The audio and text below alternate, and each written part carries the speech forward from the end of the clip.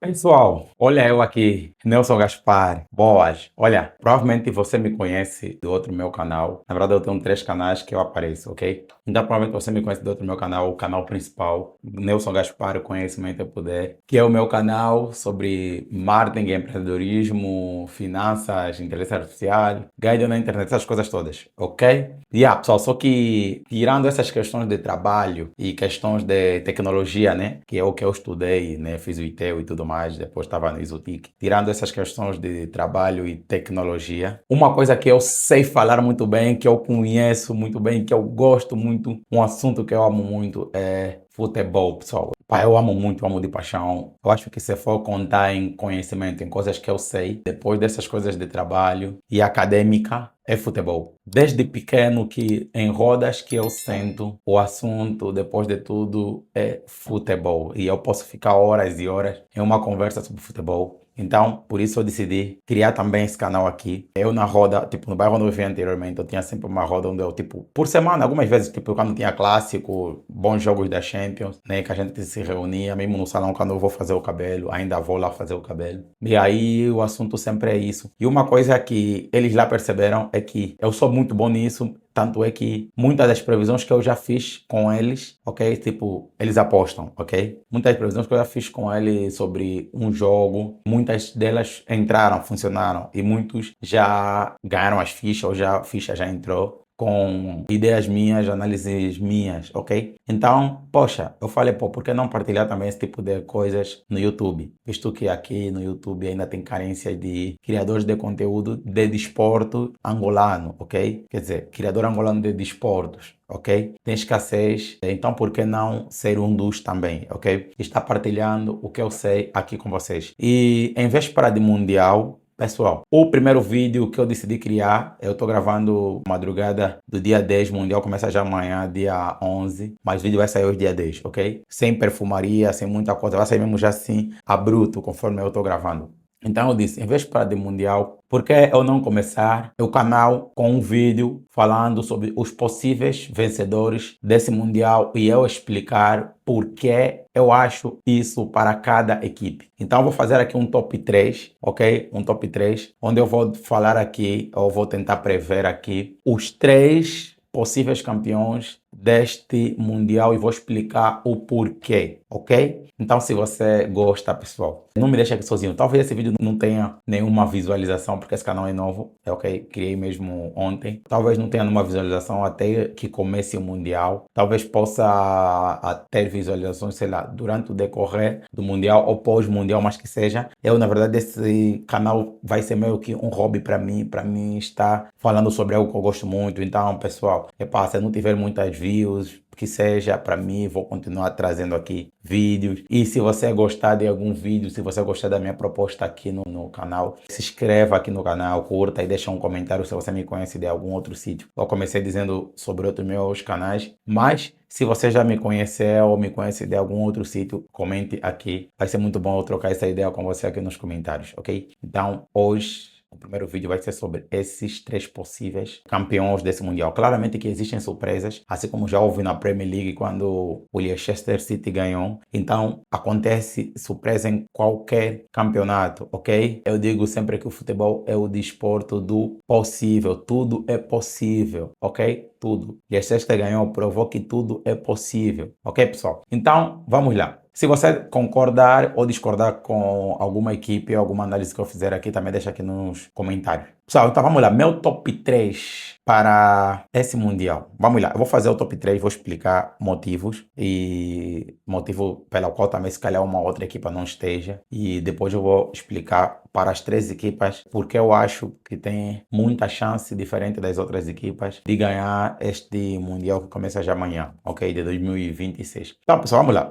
Meu top 3. Primeiro, Espanha, depois França e depois Portugal. Nelson, Portugal? Sim. Então, top 3 não tem Argentina, que é a detentora? Sim, e vou explicar. E se desse para criar um top 4, colocaria a Argentina em 4. Mas eu vou explicar também porque a Argentina não está no top 3, ok? Isso não quer dizer que ele não possa ganhar. pode ser que ganhe. Mas eu estou dizendo que tem mais chance de ganhar são esses. Ah, Nelson, e Brasil? Pessoal, e inclusive, se você é alguém do Brasil, porque eu tenho muitos brasileiros que me acompanham no outro canal também, não se preocupe, ok? Eu vou falar muito aqui também sobre Brasil durante o Mundial. Eu tenho um equipamento do Brasil, vou vir com ele aqui, vou falar sobre o Brasil, ok? Hoje, dia 10, tem jogo de Portugal e a Nigéria, ok? Então, vai ser o jogo que eu vou assistir atentamente para consolidar a minha ideia do Portugal ser uma dessas três. Vamos lá. Espanha. Por que Espanha? Eu acho que até você já deve imaginar do porquê a Espanha está nesse meu top 3, está em primeiro lugar. O mesmo motivo da Espanha estar em primeiro lugar é o mesmo motivo que eu estava falando com meus camaradas aí durante a temporada, do porquê o PSG ganharia do Bayern nas meias e do porquê durante o jogo da final do PSG e Arsenal eu fiz stories, nos meus stories lá, e eu tava falando que se o Arsenal marcasse mais um gol, eu tava 1-0. Se o Arsenal marcasse mais um gol, o Arsenal ganharia aquela final. E com certeza ganharia se fizesse 2 gols. Porque você percebeu durante o jogo que o Arteta é quem entregou o jogo. O Arteta foi muito fraquinho. Como brasileiros dizem, foi muito fominha, muito, mas muito mesmo. Tinha muita vantagem, principalmente depois do Dembélé se lesionar e o Kvaratskhelia já não está presente no jogo. Eu digo sempre assim, pessoal, PSG só tem 11 jogadores, ok? 11 jogadores. O restante que está no banco não chega no nível daqueles 11, ok? São todos fraquinhos. Ah, não, meu, você está achando fraco. Não estou dizendo que não saibam jogar, mas em comparação aos que estão no 11 titular e aqueles, pessoal, não rendem,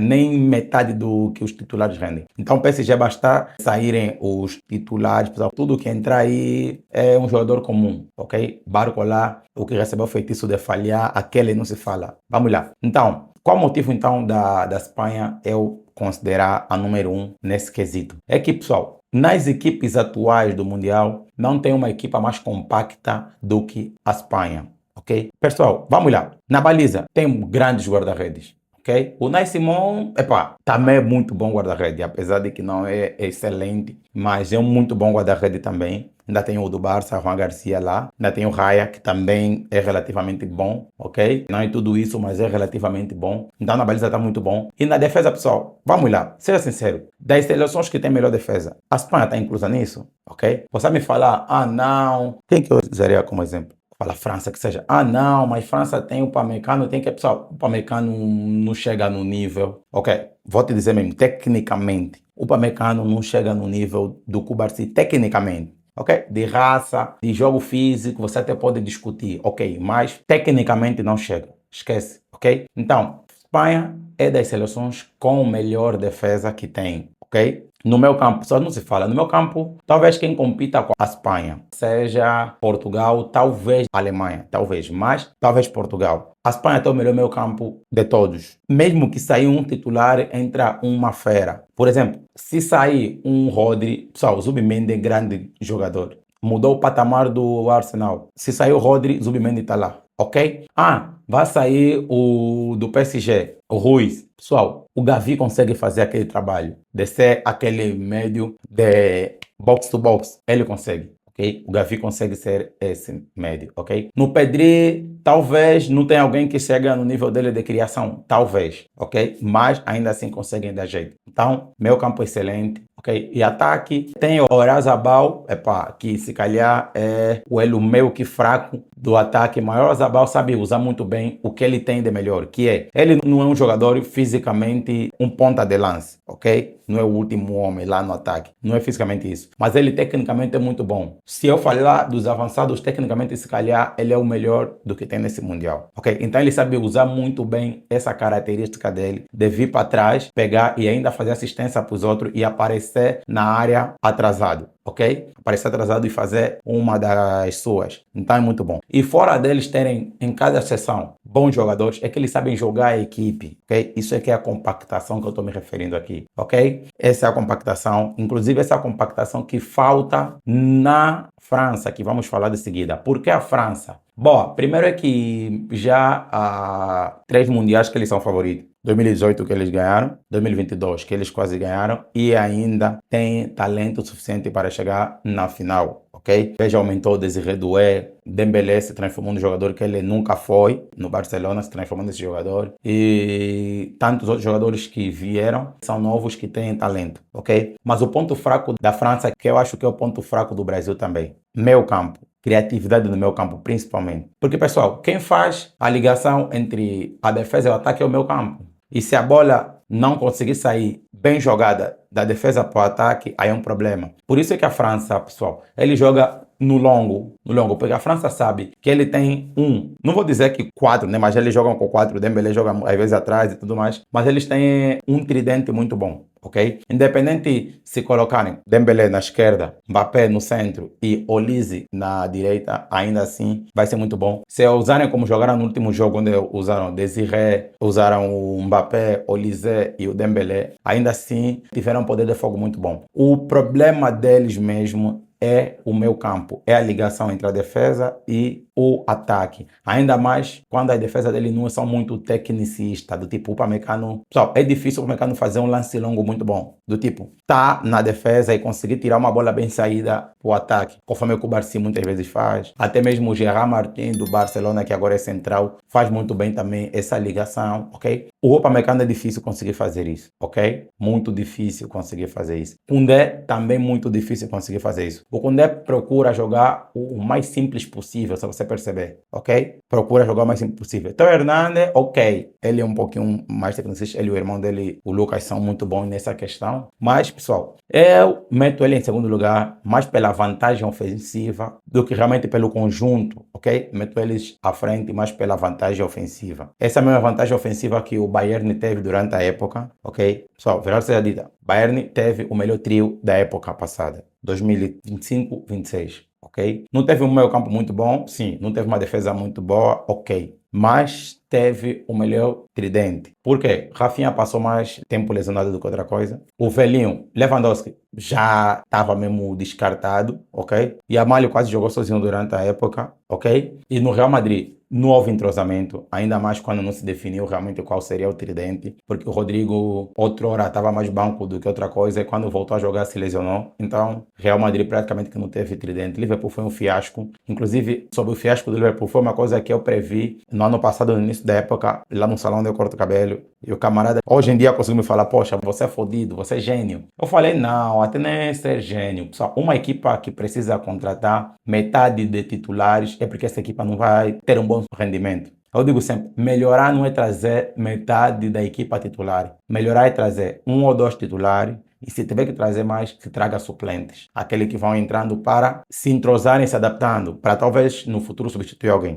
ok? Isso é reforçar, isso é melhorar. Agora, quando você traz 5 jogadores para ser titular, 4 jogadores para ser titular, aí já está a complicar. Por quê, pessoal? Os jogadores precisam se adaptar ao jogo, ok? Aos companheiros. Agora, quando você traz metade da equipa titular e sendo jogadores que não jogaram juntos, que não se conhecem, complica, ok? Liverpool contratou muito, gastou muito, mas veja o que aconteceu. Foi um fiasco. Eu também fui um dos que preveu que o United terminaria muito bem essa época. Eu havia dito que, no mínimo dos mínimos, terminaria em sexto. Para uma equipa que terminou quase na segunda divisão na outra época, terminar em terceiro, nesse intervalo aí, terminar, quer dizer, no top 5, pessoal, é muita coisa. Eu previ isso e aconteceu. Então, vamos lá. Terceira equipa, Portugal. Pessoal, eu acho que Portugal está recheado de talentos. Ok? Tem uma defesa relativamente boa, como já disse, o meio campo dele é comparado, se calhar, ao meio campo da Espanha. Bruno Fernandes é o melhor na sua posição durante essas duas épocas. Eu não vejo um meio ofensivo tão bom durante essas duas últimas épocas, por exemplo, quanto o Bruno Fernandes. Não vejo, ok? Bellingham morreu praticamente, né, nas duas últimas épocas. E também a característica do Bellingham é diferente da característica do Bruno Fernandes. Então, eu não vejo, tipo, alguém melhor que o Bruno Fernandes na posição dele,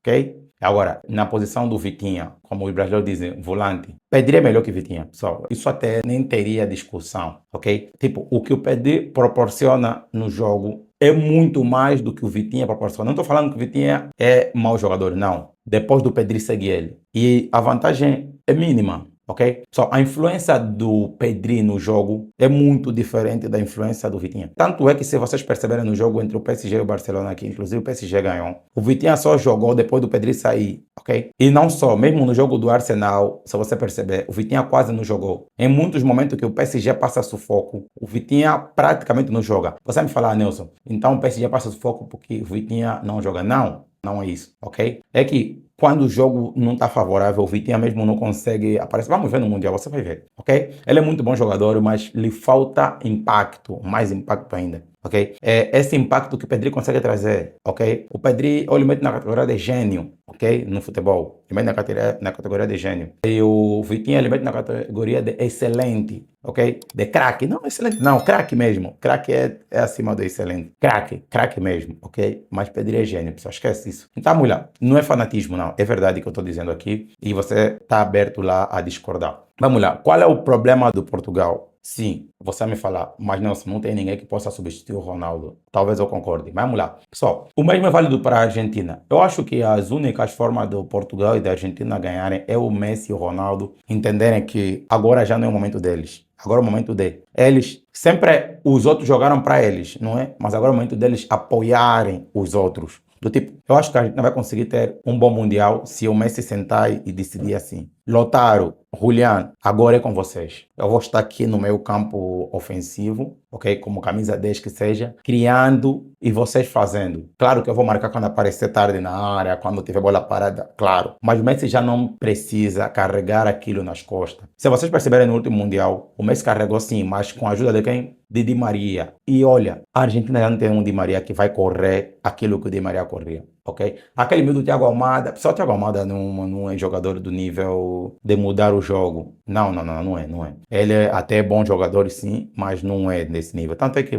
se você vê no próprio Atlético de Madrid, depois ele foi botado no escanteio, né? Foi botado no escanteio, Luke Man veio e assumiu, ok? Então, Almada até sabe jogar, mas não é tudo isso. Okay? Então não é aquele que vai conseguir ajudar o Messi a empurrar a carroça. Eu acho que a equipa tem que ser construída de forma que o Messi consiga fazer os últimos passes nesses rapazes, no Touro e no Homem-Aranha. Ok? Aí sim eles vão conseguir ter um bom Mundial. Inclusive, pessoal, talvez eu faça um vídeo sobre quem pode ser a decepção desse Mundial. E eu acho que a Argentina pode ser essa seleção. Ok? Claro, se o Messi ainda tem esse ego todo, o mesmo vai acontecer com o Ronaldo. Eu acho que o Ronaldo, nesse Mundial, não precisa ser ou querer ser o protagonista de tudo, ok? Ser aquele que tem que marcar todos os gols, todo lance tem que terminar nele. Não precisa ser isso. Inclusive, se ele até optar por muitas vezes entrar na segunda parte, seria melhor ou será melhor para Portugal. Porque, pessoal, fora o fanatismo, ok? Só que muitos não assistem Campeonato Saudita e acabam vendo apenas cortes que passam no Facebook, no TikTok e no YouTube sobre alguns momentos bons do Ronaldo na Arábia Saudita. Pessoal, a verdade é que se você assistir jogo, vai ver que o Ronaldo cai mais do que joga. Praticamente é o Neymar da idade adulta. Ok? O Cristiano cai por tudo e por nada lá. Tentar correr com a bola, tentar fazer. Tipo, cai com tudo, ok? E ainda é no campeonato que não tem toda a pressão que tem um mata-mata de um mundial, pessoal, ok? Ainda mais. Então, eu acho que ele sim vai marcar, vai jogar, ok, mas não precisa ser o centro das atenções, ok? Por quê? Portugal tem talento suficiente para conseguir criar um esquema onde na qual consigam sobressair em vários jogos difíceis, mesmo com o Ronaldo no banco. Ok? Ah, Nelson, você está a falar daquele do PSG, aquele. Não necessariamente. Ok? Eles podem criar um sistema onde na qual não tem um ponta fixo, como o PSG criou, ok? Como o PSG criou, podem criar. Com Leão, tudo mais, jogando aí, Cancelo, apesar de Cancelo não é tudo isso também. Cancelo, pode-se criar um esquema desse e funcionar. Porque em jogos, pessoal, grandes, ok? Ronaldo pode sempre. Não é que não estou dizendo que é um problema, pode ser. Claro que tem aquele fator de que quando o Ronaldo está em campo as coisas mudam, porque os defesas todos seguem Ronaldo, como aconteceu na Taça das Nações, né? Na final. Tem isso. Só que, só, muitas seleções não se deixam intimidar por isso. Aconteceu no Mundial passado com Marrocos. Ok? Vocês viram o jogo com o Marrocos. Não se deixavam intimidar pelo Ronaldo. Pelo contrário, iam com força no Ronaldo. Ok? Então, Cristiano nesse Mundial pode ser faca de dois gumes. Isso é que eu acho. Ok? Pode ser o que vai trazer o tão sonhado Mundial ou o que vai fazer o Portugal perder esse tão sonhado Mundial. Mas está no meu top 3. Mas os pontos negativos eu disse de todas as equipes. Ok? Da Espanha.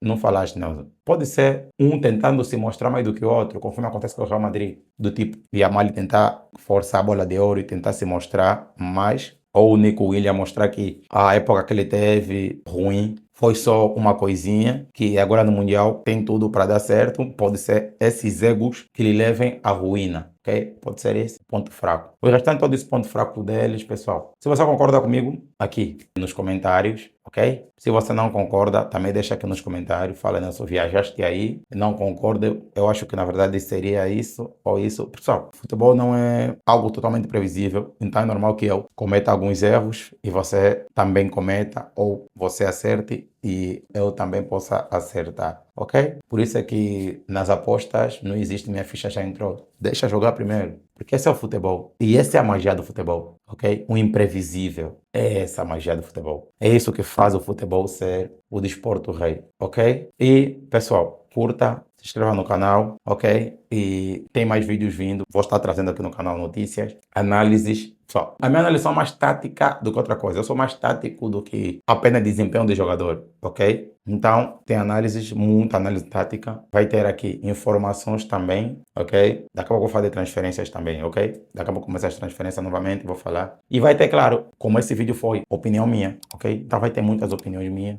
e tudo mais. E vejo, curta, se inscreva.